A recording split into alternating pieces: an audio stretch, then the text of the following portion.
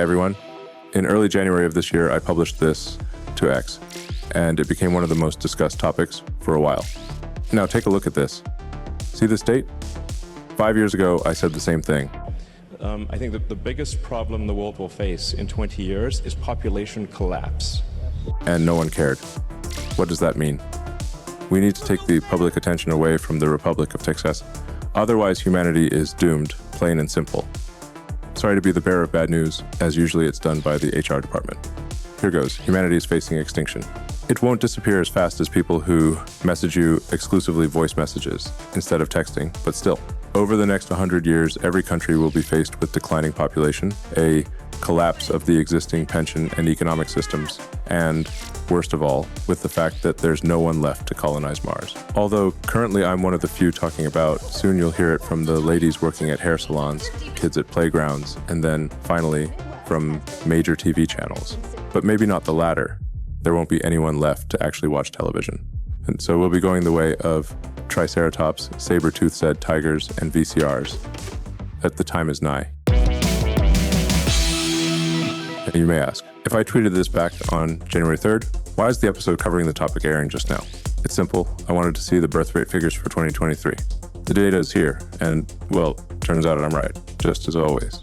Well, except for that one time when I decided to rename a troubled social network. A far cry from the $44 billion he paid for it, and down from the $20 billion mentioned in... Anyhow, in 2023, the birth rate was actually on the rise, while the death rate declined. In November 2022, the total population of our planet exceeded 8 billion and continued growing throughout 2023. The number of humans is growing faster than the prices of Apple products. What's the problem then? What's wrong with you? We need to pay attention to total fertility rate, TFR. Why does it matter? And why is its decline a big deal? Let's listen to French President Emmanuel Macron. Why him? Well, I have US citizenship, and European leaders are used to Americans bossing them around. In a nutshell, TFR is the average number of children that are born to an average woman over her lifetime in a particular country. For all you feminists out there, don't get triggered yet. When we say average woman, we don't mean her looks. Ugh, that somehow sounded worse. Sorry, Mr. President. To offset a country's natural death rate, TFR needs to be at least 2. Actually, 2.1 if we take infant mortality into consideration. But let's consider a TFR of, say, 1.5. And let's take a country with a population of 100 million, split 50-50 between men and women. That's 50 million women who will bear 75 million children over their lifetime with a TFR or 1.5. Out of these 75 million, half of whom are women, will bear 56 million children if TFR stays the same. This generation will have 42 million children. The following generation will have 32 million children. If we assume the average age at which a woman gives birth is 25, then there will be 4 generations over a century, and throughout this time the birth rate will decline by a magnitude of over 3, which in turn leads to a total decline of the population. A grim outlook. And I didn't come up with the TFR or 1.5 out of the blue. It's the average fertility rate for Europe in 2023. You think a TFR of 1.5 is scary enough? Let's look at the latest figures from South Korea. Emotional damage! Here's the South Korean TFR for the last 10 years. Such a disastrous drop in birth rate makes missiles, wars, or reforms redundant. It's Kim Jong-un's dream come true. Looks like South Korea's population will soon reach the numbers of its northern neighbor. Although North Korea's TFR is also less than 2. Given how things are going, North Korea is actually doing pretty well. Here are fertility rates for other Asian countries. Pay close attention to China and the results of the one-child policy. It seems that after moving iPhone production and garment manufacturing, the West decided to outsource dyeing out to East Asia as well. Mr. Xi, what's going on with China's birth rate? We work too much. We have no time for making babies. Others, who are frequent flyers at maternity wards, Arabs, Turkic, and South American peoples, all of them also succumb to declining TFR. What do you say, Brazil? Are all those carnivals and gay marriages worth it? Some countries exhibit a sharp drop in birth rate. Others show a slow but steady decline. You know what they say, all roads lead to Rome. Rome, 476 AD, that is. So why aren't TV channels broadcasting this looming disaster, why aren't politicians talking about it? I have smoked crack cocaine. It's simple. Elections are coming. An 80-year-old guy can't really make the following promise. Birth rates are plummeting, but you can count on me to fix it. What a stupid son of a bitch. Besides, Africa still has a relatively high birth rate, creating an illusion of population growth. Some experts believe that Africa will soon account for half of the world's population. If things continue this way, we're on our way to return to where we came from, 120,000 years ago.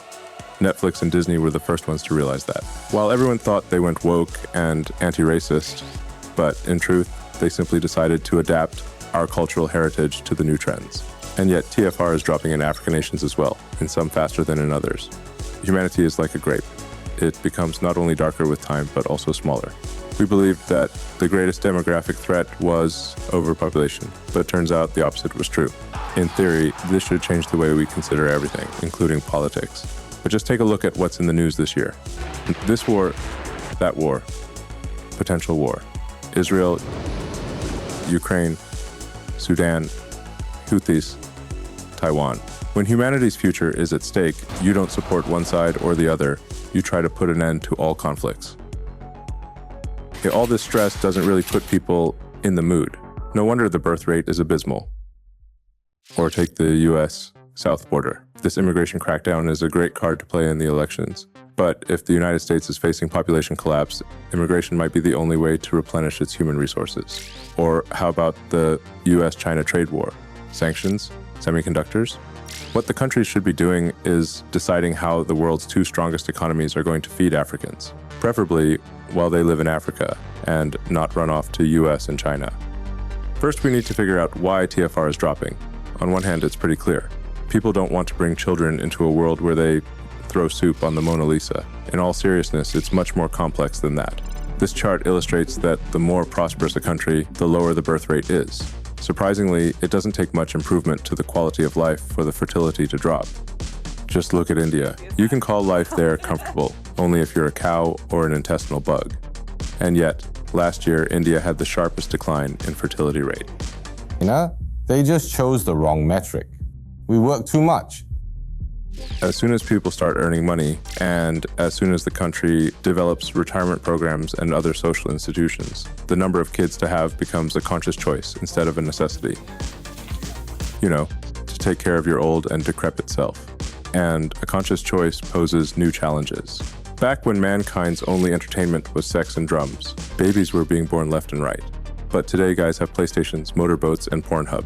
Having kids is not high on the list of hobbies, Apart from rising quality of life, which includes healthcare and reducing infant mortality, TFR is also reduced by certain popular trends of the 20th century, contraception and atheism. They allow people to be in control of producing offspring, while at the same time not feeling guilty about not doing it. It's like nicotine for smokers. People are fine sacrificing their future for some peace and quiet in the moment. Oh, and another thing, kids are expensive, especially these days. Apart from ever-growing expenses on education and healthcare, having children often means stripping mothers of their potential income if they had a career instead of kids. So more people are born in regions where women simply can't have careers at all. And then there's feminism, with its demand for equal rights and equal access of women to professions and jobs historically dominated by men. Long story short, the population collapse is like choosing to order groceries online instead of going to the store yourself. It's here, and there's no going back. There's no going back. Today, no one really can be certain what the future holds. All previously made forecasts either predict overpopulation or don't take into account the sharp decline in birth date in the post-COVID years. Sure, they were made by experts. Some experts also denied the looming 2008 economic crisis and bought up Nokia stock in 2006. These prophets, just like politicians, prepare to fight their last war and are useless when the next war comes. Let's not act like those guys who use an escalator on their way to the gym and try to apply logic to the problem. Most likely TFR will continue to drop as most countries, including those in Africa, will continue to become more prosperous. Meanwhile, the amount of stressors, such as wars, pandemics, digital pollution, is unlikely to decrease. As the birth rate declines, the ratio of retirees will increase across the globe. They will require more expenditure, and social elevators will become few and far between. youngsters won't even be able to run for president. All in all, that means there will be fewer teenagers, and that means more grumpy old geezers per teenager. Population aging is not the only and not even the worst issue of decreasing fertility. There's a whole heap of troubles ahead. Number 1. As the birth rate drops, each resident will pay more for children's facilities. Fewer kids means fewer playgrounds, schools, athletic centers, and hospitals. As in turn, the less support there is available, the fewer children people have. Moving on, waning working age population will force governments to raise the retirement age. That means that no matter what medical advancements come, we won't enjoy our sunset and will work until the bitter end instead. Still want to bring a child into this brave new world? Yes, this desire, along with fertility rate, will progressively diminish as the years go by. Over the span of the next 100 years, the global population will shrink as well. Yet this leads to reduced demand, meaning reduced profits.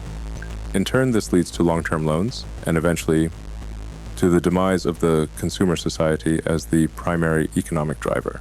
The world of tomorrow will be empty streets and cities, a crisis of the real estate market and the banking system, major changes to the tax system and political landscape, new leaders, new conflicts. Who would have thought that Mad Max is not the worst-case scenario for the future, our future? I can give only my condolences to 15-year-olds living in the West. It will be the poorest generation of the last 100 years. Although, perhaps people who communicate solely through memes and emojis deserve it. Bottom line is, over the next 100, 200 years, those countries whose population will plateau or decline slowly will have the upper hand. As always, I'm proactive. I started doing my part before the issue became a hot topic. I had 10 children and used various methods of fertilization. Honestly, though, Eddie Murphy and I can't be the only ones to save humanity from dying out. All right, how do we get those birth rate numbers up?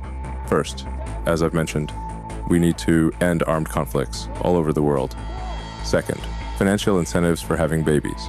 Parents these days are left stuck with the bill, but what we need is to pay them for births, pregnancies, who knows, maybe even for having sex. Oh my. If such incentives were in place 40 years ago, I would have been twice as rich. Offer me money. Perhaps we should make motherhood into an official profession. Come on, who's more important for humanity's survival, a mother or a barista? Third, it kind of follows the second. We need to elevate the status of motherhood, make it into one of the most desirable careers. We need to make Mother of Five a matter of pride, not a sob story. This includes creating halls of fame and public councils. Movies should swap questionable heroes in tights for mothers of multiple children saving the day. They'd shoot films between receiving Nobel Prizes and being guests on Jimmy Kimmel. One little thing, you can't just have children, you need to make normal, smart kids who contribute to society. It's important. Moreover, we need to create a comfortable environment for children, provide incentives for new families, and tackle the issues of loneliness and childless couples. We need to make having kids comfortable, safe, and economically beneficial. Just like buying a Tesla. Sorry, couldn't help myself. I seem to be losing the market to the Chinese. Elon, you gotta choose. Either kids or cars. We can also build on the experience of those countries who broke the downward trend and increased their birth rates. Wait, we can't. No such countries exist. This is the most worrisome fact. Sure, there are some counties, and not only in Europe, which stopped the downward spiral of their TFR, but they've stabilized on figures significantly smaller than 2. That means they're simply dying out slower. There is one exception, Israel. It stabilized on a fertility rate that's unusually large for a developed nation. Naturally, this pissed off its Muslim neighbors even more. There are only 3 countries in the world which had their TFR dip under 2 and then come back again. First 2 are former Soviet republics, Georgia and Kazakhstan. The last one is the Seychelles. So why were these countries in particular the few who broke the trend? What do a Muslim steppe country in Central Asia, one of the first Christian states of Transcaucasia, and a heaven on earth located in the Indian Ocean have in common? Why did all attempts to increase fertility fail everywhere else? How do we answer these questions? I don't know. We wait for reports and expert opinions and do the opposite of what they suggest. But this is a comedy show, so there's no need to wait for experts. Let's let our imagination run wild and come up with some novel solutions. The main problem is that When people acquire wealth, they work a lot, and they stop having multiple children. There's even research suggesting people with higher EQ have fewer kids. Understandably, I disagree, and yet people proving this theory do exist. So here's my first suggestion. For the smart and the wealthy to bring more kids into the world, we need to make it clear that if they don't pull their weight, their only child will have to live among these guys. And it's unlikely he'll be their boss. I'm sick and tired of smart guys. Modern democracy is natural selection of the most popular, not the smartest. Singapore attempted something like this, but they kind of overdid it. So here's my second suggestion. There's this tradition that a lot of countries have. A guy and a girl make a deal that if neither is married by 30, they become husband and wife. Let's make it a governmental policy. If you're still single by 30, it's your turn to spin the wheel, so to speak. You're assigned your better half by luck, and then you're free to live, laugh, procreate. Don't feel like playing this roulette. Get married and start pumping out kids before the cutoff. And finally, the craziest, but in my opinion, the most effective way to solve the birth rate problem. We need to stop all research and funnel all our efforts into making men capable of giving birth. Dudes are lazy and clever. If we start paying for giving births and, financing beer and football expenses, they'll quickly come up with a solution. I mean, they're not women. The latter still have to stand in long lines to the bathroom instead of coming up with a female urinal. Jokes aside, the trend is observable. Sure, the global population will grow to 10 billion, but its distribution will be skewed, just like Donald Trump's hair. We'll spend the next few decades solving this problem. What we now know for certain is that we need to change how we approach one particular topic. How you doing? When our citizens refuse to procreate, there is one word which will become more important than ever. And it's this word which will be the topic of the next episode of my show. Tune in next time. Migration, boon or bane, and of course, French President Emmanuel Macron will be in the spotlight. Will I be able to swear? No. I'll sit this one out then.